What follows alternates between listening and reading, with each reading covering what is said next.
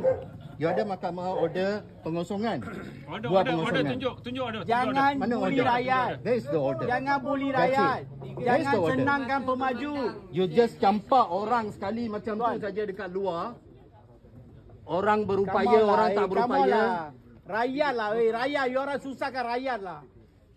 Mana perintah? Tunjuk perintah.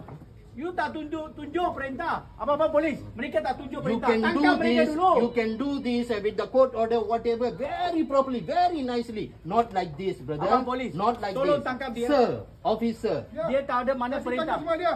Tolong tangkap, dia tak ada perintah. Dia tak bawa perintah. Dia tak ikut undang-undang. Ada Tolong tak tangkap. siapa-siapa yang akan menghalang kalau ada mahkamah perintah? Perintah mahkamah? Saya tak halang Ada. Saya tanya mana perintah. Mana perintah?